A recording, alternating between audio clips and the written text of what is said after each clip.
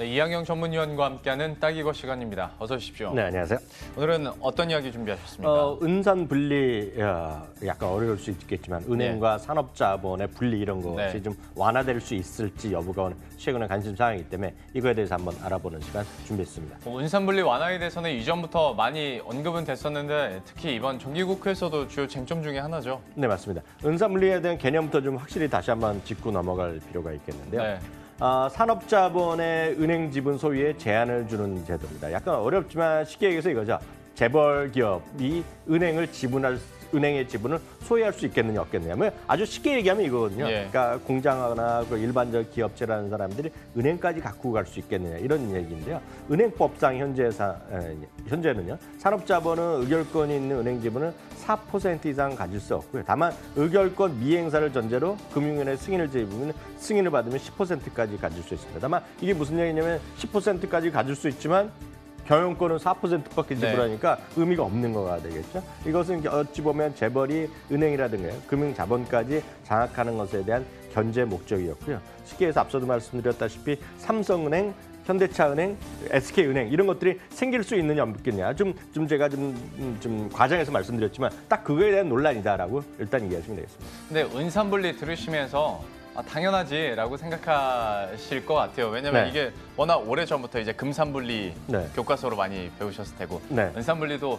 지금 이뤄지고 있는 거잖아요. 이게 언제적부터 도입이 됐었던 우리나라 거예요? 모든 이런 산업과 관련된 거는 쉽게 얘기해서 1960년대 이후 결국 우리나라의 산업화 생긴 다음에 모든 게 생긴 겁니다. 그래서 1961년이죠. 정부가 재벌의 은행 주식을 선제해버렸어요. 그래서 은행에 대한 의결권 행사를 제한을 시작했고요.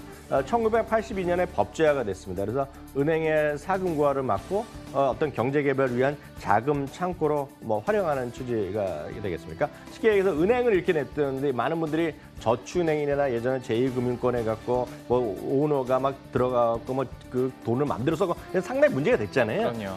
그래서 제2은행권에 문제가 있지만 그래서 은행만을 이게 철저히 막은 것이 은산 분리의 역사다라고 일단 이해하시면 되겠습니다. 그러면 해외는 관련해서 지금 상황이 어떤가요? 네, 해외 같은 경우는 대표적인 게 미국과 유럽, 일본 정도 되겠는데 미국부터 좀 말씀드리면요. 1933년에 많은 분들이 아시는 글래스-스티갈법이 제정됐고요. 1956년에 은행지주회사법이 제정으로 인해서 미국에서는 은행과 산업의 분리 원칙이 확실하게 자리 잡은 것이 미국의 사례라고 되겠고요.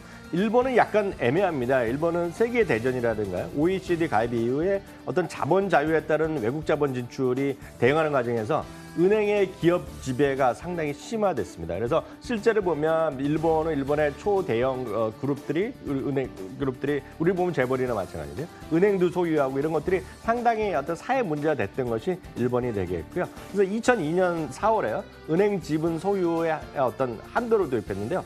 어떤 건 어떻게 되냐면 법인이나 개인이 은행 발행 주식의 100분의 20, 그러니까 20% 이상 소유하려면 금융청 장관의 사전 인가를 받아야 되는데 인가를 받으면 되는 거고요. 그러니까 그 이전에 받은 것들을 어떡하냐 이런 거죠. 그래서 일본은 약간 은산 분리가 상당히 이제 혼재돼 있는 나라라 되겠고요. 유럽 같은 경우는 워낙 기존부터 자본주의랑 산업의 자본, 그러니까 금융 자본이 완전히 분리되어 있기 때문에 영국 같은 건 유럽 같은 건 대부분이 은산 분리가 확실하게 좀 정립돼 있는 나라다라고 일단 이해하시면 되겠습니다. 개념이나 사례는 이 정도로 알아봤으니까 이제 우리 국내 이슈를 들여다보도록 하죠. 은산분리 같은 게 특히 인터넷 전문은행 도입이 되면서 주식시장에서도 참 이야기가 많이 됐었고 결국 인터넷 전문은행이 잘 되려면 은산 규제 완화돼야 된다. 이런 얘기를 1년째 하고 있긴 하거든요. 맞습니다. 쉽지 않아요, 이게. 맞습니다. 이게 뭐냐면 카카오뱅크랑 K뱅크가 누구나 다 알잖아요. 카카오가 대주주고 K뱅크는 KT가 일대주주인지 알지만 형식적으로는 한국금융주주랑 우리금융주주가 일대주주 역할을 하고 있단 말이죠. 눈에 보이는 거는. 다만 이제 당국에서 알기 때문에 암묵적인 인정을 해준 겁니다. 카카오나 KT가 일대주주의 실질적인 역할을 하고 있는 건 다들 아는 것인데요. 어찌됐건 이렇게 하려고 그러면 은행은 누차 말씀드리지만 뭘 사업을 하려면 자기 자본을 키워야 되면 처음에 돈을 번 게 아직 많이 없기 때문에 생긴 지 1년밖에 안 되겠 증자를 해야 되는데 증자하려면 나머지 다른 애들도 들어와야 되거든요. 그러니까 네. 그런데 뭐 너 일대주주 아직 법조로도 안 됐는데 뭔 소리냐 하니까 상당히 지금 번번이 잘 안 되고 있는 거죠. 이렇기 때문에 성장 전략에 뭔가 한계가 있었다라고 일단 이해하시면 되겠습니다. 근데 앞에서 그 정기국회 한번 질문을 드렸었는데 네네. 이번에는 분위기 어떻게 될 것 같아요? 이게 상당히 좀 애매합니다. 이게 정말 될지 안 될지 모르겠는데 문재인 정부의 공약에 분명히 들어있습니다. 지금 은산분리의 반대 목소리가. 근데 다만 최근에 어떤 규제 완화 트렌드와 함께 은산분리 완화 움직임이 나오고 있는데요. 어저께 이제 머니투데이 단독 보도가 나왔는데 문 전 대통령이 국무회의에서 24일 국무회의에서 은산분리 완화되는 거죠라고 직접 챙겼다는 거예요. 네. 그 관계자들한테. 이게 보면 이제 은산분리의 완화에 대한 입장이 표명됐다라고 이해를 하고 있는데요. 실제로 보면 26일 청와대와 정부관계 이제 확인을 완전히 해줬거든요. 그러니까 이번에 어떻게 될지 안 할지에 대해서는 약간 갸우뚱하지만 대통령의 의지는 일정 수준 확인된 거 아니냐라는 시각이 있습니다. 그러면 뭐 얘기가 된 김에 조금 더 구체적으로 한번 볼까요? 은산분리 관련해서 현재 국회에 걸려있는 계류 중인 법안들은 어떤 게 있는 네, 겁니까? 지금 보면 더불어민주당이요, 저의 자유한국당, 바른미래당이 총 5개의 어떤 관련 법안을 이미 그 국회에 제출해라고 있습니다. 이제 위에 있는 거가 이제 현재 그 은행법이 되겠죠. 산업자본의 지분 부여는 4% 되게 있고요. 대주주 대상의 신용공연 보면도 25%니까 엄격하게 자본 규제를 하고 있는 거 예. 되겠는데요. 여기에 빨간색 그리고 초록, 그 파란색 그리고 초록색이 각각의 더불어민주당, 자유한국당, 바른미래당이 총 6개의 어떤 관련 법안을 제출해서 계류 중인데 이게 통과될지 안 될지에 대해서는 여전히 아직 미지수다라고 일단 이해해주면 되겠습니다. 그러면 뭐 가능성이나 네. 문재인 대통령도 직접 언급을 했으니까 아니면 예. 금융당국의 입장이나 그런 것도 정리가 필요할 것 같아요. 그러니까 이게 상당히 좀 애매한 그러게요, 부분인데요. 이게 보면 대통령이 뭐 하겠다고 해서 되는 건 아니거든요. 물론 네. 이제 법안이기 때문에 법안이라는 건 뭡니까? 결국 국회에서 합의를 해야 되잖아요. 네. 국회라는 건 지금 여당, 야당이 있고 여당, 야당 해갖고 무슨 선진화법 이런 게 갖고 이게 또 한쪽에서 반대하면 안 되거든요. 네. 근데 이게 보면 어느 정도 가능성은 있다라고 볼 수 있겠는데 실제로 보면 우리나라 서비스 발전 기본법이 한 7, 8년째 안 됐거든요. 그게 예전 정부 때부터 했던 겁니다. 그래서 이명박 정부 때에서 계속 반대하다가 지금 이번에 합의 통과를 드디어 이제 되는 거라고 알고 있는데 그래서 여당일 때, 야당일 때 서로 생각이 많이 다릅니다. 네. 근데 지금 보면 몇 명 주요한 포스트에 있는 사람들에 대한 중요한 포인트, 관점이 있는데요. 금융위원장, 최종국 금융위원장이요. 작년에는 말이죠. 금융행정혁신위원장 시절에는 인터넷 은행은 은산분리에 기대하지 말라. 그러니까 사례들 안 된다고 얘기했거든요. 근데 최근에는 은산분리 규제 완화 특례법안을 빨리 입법을 제대로 해달라. 예. 요구할 정도로 약간 포지션이 바뀌었다 얘기하고 있고요.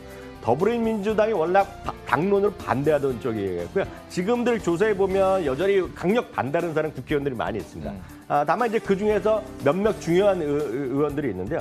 국회 정무위원장이 중요한데요. 정무위원장 자리가 일단 지금 더불어민주당인데요. 은산분리 완화의 위원회 입장을 보이던 민병두 의원이 이번에 위원장이 됐다고 합니다. 그래서 이것 때문에 긍정적으로 좀 보는 사람들이 있겠고요.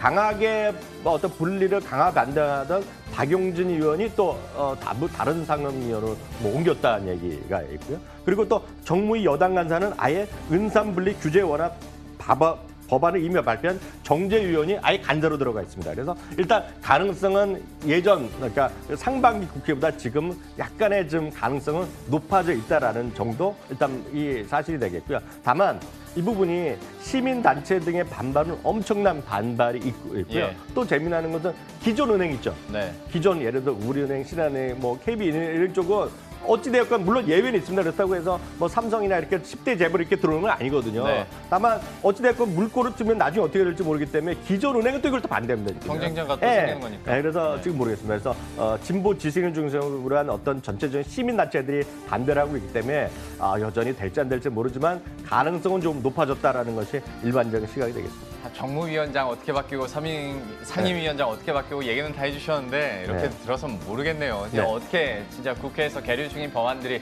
통과될지 정기국회 결과를 한번 보는 수밖에 없을 것 같은데 우리가 진짜 알고 싶은 것은 이것과 관련해서 주식시장에서의 영향력 아니겠습니까? 네. 그 영향력은 좀 어디에서부터 살펴봐야 될까요? 이게 핵심이 되겠는데요. 어찌됐건 관련된 회사가 딱 2개라고 보시면 될 겁니다. 카카오랑 KT인데요. 네. KT는 워낙 통신이 크기 때문에 뭐 이거 크게 대봤자 이거 큰 의미는 없을 거라고 저는 보고 있어요. 계시는 분들 죄송하지만. 다만 이제 카카오뱅크는 카카오의 영향력이 절대적이고 카카오의 어떤 성장 동력에 큰 영향을 차지할 수 있겠는데요. 지금까지 카카오뱅크가 생각보다 작년에 인기 끌다가 최근 들어서는 그게 약간 주춤한 것이 예. 계속 말씀드린 자본 규모가 취약하겠고요. 법인 고객이 부족하고요. 기존 은행의 모바일 뱅크가 기존 은행이 모바일 뱅킹을 또 확대하면서 지금 전체 은행 대비 대출 잔액 기준은 0.81%, 수신 잔액 기준은 보면 0.77%밖에 잘 안 되거든요. 네. 상대적으로 적기 때문에 이거의 핵심은 뭐다? 계속 말씀드리지만 자본금 규모를 엄청 키워야 되거든요. 여기에 제대로 일대주주 역할을 해야지 일단 어떤 주주의 어떤 힘을 과시할 수 있는데 그게 지금 안 돼 있단 말이죠. 그러니까 이런 것들이 만에 하나 카카오뱅크가 어떤 인터넷 전문의 은산물리가 완화되면 제가 봤을 때 관련주 딱 이거 하나입니다. 지금 카카오거든요. 근데 다만 이게 지금 그렇지 않아도 카카오가 주가가 올해 들어서 큰 재미 없잖아요.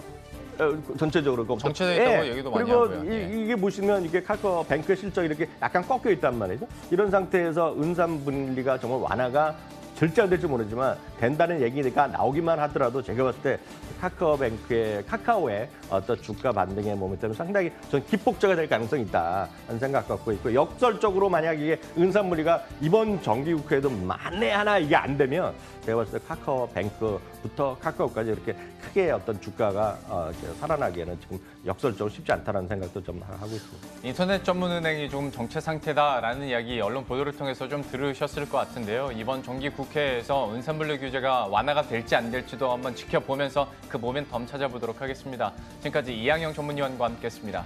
고맙습니다.